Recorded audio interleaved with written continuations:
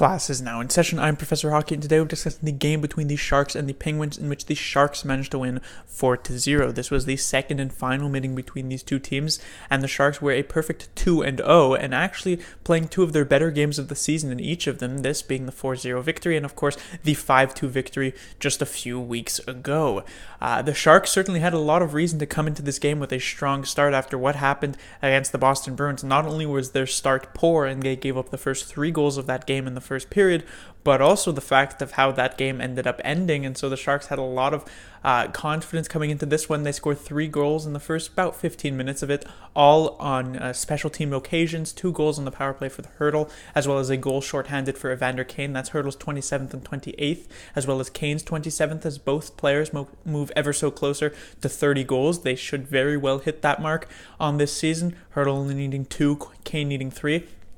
And it's actually technically possible that both of these players, or one of them, could potentially hit the 40-goal mark even, as Evander Kane, I believe, has about 16 goals in his last 20 or so games, and so he would only need to, it's still pretty difficult, but still, he would need to put up 13 goals in 21 games. Hurdle would need to put up 12 goals in these last 21 games. After that, the game sort of evened out a bit. At even strength, I felt as though both of these teams were, pretty similarly matched. I don't think any of the teams got the majority of the advantages at even strength, but it was mostly came down to the special teams, and the Sharks, of course, took advantage of that heavily. 3 power play goals, as well as Evander Kane's shorthanded goal. And coming up to the final commercial of the third period, it looked like that, Mike Sullivan would pull DeSmith within the next minute or so. They were drawing up the play in the commercial break, and Evander Kane decides that it's time for him to spy on what the Penguins are drawing up. As he looks at the whiteboard of what Mike Sullivan has for his team, the Penguins, of course, as you'd expect, take exception to that, and a big brawl breaks out on the ice. Multiple penalties, multiple fighting majors, multiple misconducts, including Penguins captain Sidney Crosby, which I was very surprised about. I'm sure many Sharks fans will recall back in 2015-2016, the Stanley Cup Finals between these two teams. The Sharks sort of tried to get Sidney Crosby to drop down to like a physical level, to be a bit more nitty-gritty into it, to get more into the physical side of it, because the Sharks had been taking advantage of teams like the Kings, the Blues, and the Predators in the first 3 rounds by really bringing it down to more of an aggressive style. But it was the Penguins with the speed and the fact that they ignored that part of the game that allowed them to take advantage of that. And here tonight, Crosby does not remain stoic, and maybe it's because of the fact that the Penguins are in this pretty intense playoff race, and that was not expected to be the case at this point of the season for the Penguins, and the fact that they were losing 3-0 in this game that made him lose his cool, and he ends up getting a 10-minute misconduct, which certainly hurted the chance of the Penguins to come back in this game. Now, what also hurt the chance for the Penguins was the fact that 2 seconds after the puck drops with the goalie out of the net, DeSmith on the bench, is Phil Kessel taking an undisciplined and even, you could say, dangerous high-sticking penalty onto Erik Karlsson. That gave the Sharks a power play, which you could say put it out of reach, but then definitely out of reach once Chris Letang also took an undisciplined and dangerous cross-checking penalty onto Tomas Hurdle to put the Sharks up 5-3. That's when Brent Burns' goal came, his 3rd point of the night, putting his point total up to 68, which is a pretty good chunk ahead of the next highest defenseman, as well as a pretty good chunk ahead of the next highest Sharks player in terms of points. First thing to talk about would be Martin Jones, as he responded to his pretty not great game against the Boston Bruins with a very good one here tonight. He didn't have to be fantastic, but unlike what he was unable to do against the Bruins, tonight here against the Penguins, he came up with the big saves when he was needed. Early in the second period, the Penguins down 3-0. They're trying to get right back into it. They come up with a 2-on-1, Crosby with the puck. Big save by Martin Jones. Late in the second period, literally the last 3 seconds, Penguins are on the power play. They're looking to get a goal here to swing the momentum in their favor at the end of the second period, going into the third period. Jones making a huge save after Crosby steals the puck away from Justin Braun right in front of the net. And so Jones, when he was needed, he made some huge saves, and that was something that wasn't really occurring in the game against the Boston Bruins. And it comes off the heels of a pretty big rumor for the San Jose Sharks. It was rumored that they were going to, or they had picked up Ryan Miller in exchange for, I believe it was about a 3rd-round pick. And it would have been sort of similar to what the Sharks did in 2015-16 when they picked up James Reimer at the deadline moving into the playoffs, because of the fact that That was still Martin Jones' first season as a full-time starter, and so of course Wilson, as you'd expect, had some reservations of whether or not Jones would be able to hold up down the stretch and into the playoffs, so Reimer was there sort of as an insurance policy just in case. And Wilson, maybe if you're more conspiratorial, you could say that the Sharks maybe invented this rumor to sort of give Jones like a jolt, maybe a kick in the butt, to try and maybe perform better, to say, hey, we're like basically about to pick up a goaltender to try and pick up the slack because you're not doing your job well enough or as well as we would like you to do.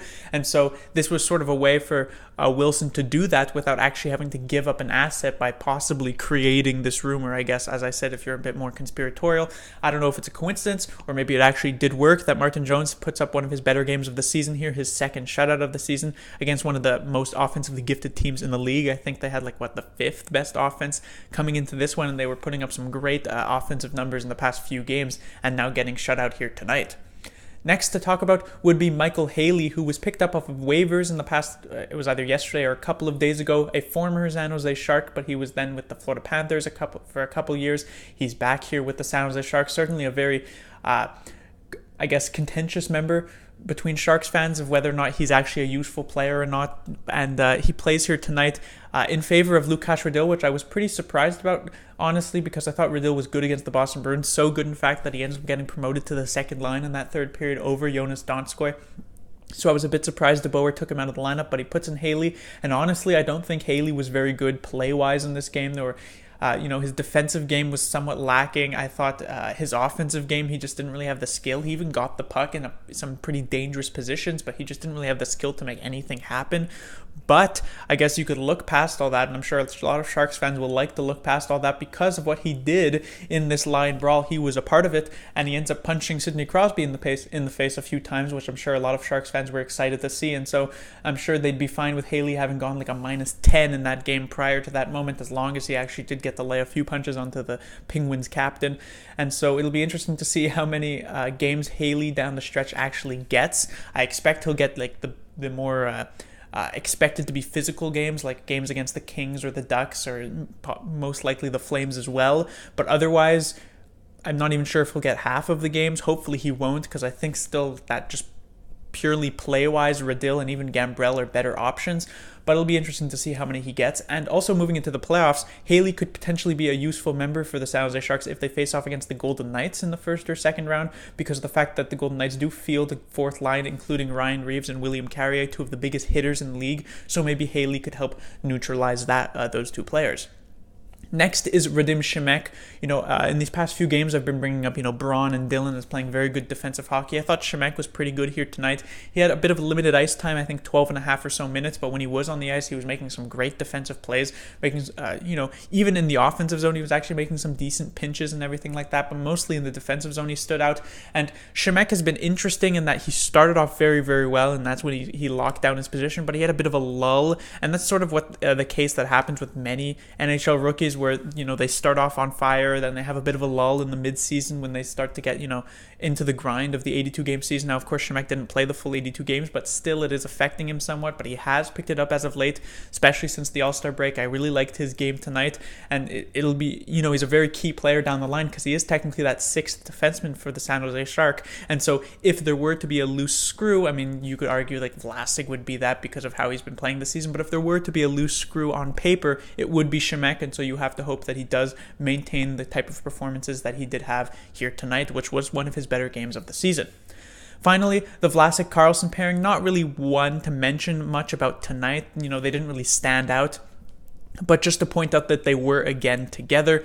They've been better ever since that horrific first period against the Boston Bruins, and it is a risk that DeBoer should be willing to take to keep these two players together, just because of the potential. If these two players merge, they could merge and have great chemistry. They could potentially be the best defensive pairing in the NHL. However, if they don't come together and have any good chemistry, you could drastically be lowering their levels of play to levels that you don't want them to be at for these two of your three best defensemen and two of the best defensemen in the NHL, I guess you could say. Karlsson certainly, maybe not as much Vlasic this season, but still, I'm sure if this pair begins to not work out and turns the other way and especially in the playoffs where you have to be much more quick with your lineup changes. I'm sure DeBoer doesn't hesitate to put Karlsson back with Dillon and Vlasic back with Braun, because Karlsson was playing his best hockey as a Shark when he was paired with Brendan Dillon.